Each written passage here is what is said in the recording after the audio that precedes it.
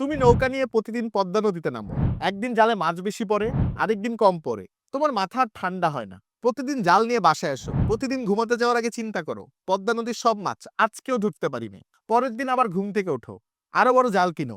কিন্তু পদ্মা নদীর সব মাছ যে এক নৌকায় ওঠে না, ওঠেই না। দিন যায়, নৌকা বড় হয়, কিন্তু পদ্মার সব মাছ আর এক নৌকায় ওঠে না। আয় হায় রে! রাতে ঘুম আর ভালো হয় না। যতটুকু করা দরকার ততটুকু করা হয় না। হচ্ছে না। কবে হবে ফুল পটেনশিয়াল? কবে পদ্মা নদীর সব মাছ নৌকায় উঠবে?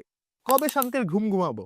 অথচ কত মাস গেল, বছর গেল, নতুন জাল আসলো, নতুন নৌকা আসলো, কিন্তু সন্ধ্যার সানসেট আর দেখা হলো না। পদ্মার ইলিশ ধরলাম অনেক, কিন্তু সেই পদ্মার ইলিশ আর খাওয়া হলো না। কারণ পদ্মার সব মাছ তোমার হয় নাই। আয় হায় রে! ভুলাই গেল যে পদ্মার সব মাছ তোমার ধরার দরকার নেই। তোমার কাজ ছিল নৌকা নিয়ে বের হওয়া। মাছ একদিন এসেছে, একদিন আসেনি। কিন্তু সানসেট দেখতে দেখতে ইলিশ খাওয়া মিস যাতে না হয়।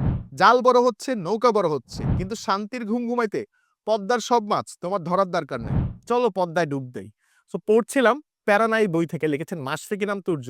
সো এখানে আসলে পদ্মা নদীর মাছ ধরার কথা আসলে বলা হয়নি, বলা হয়েছে আমাদের জীবনের কথা বা আমাদের কথাই। আমরা যে প্রতিটা দিন আসলে কবে ফুল পটেনশিয়ালে যাবে, কবে আরো বেশি কাজ করব, কবে আরো বেশি টাকা হবে, তারপর আসলে শান্তিতে থাকবো, তারপর একটা সুন্দর জীবন হবে।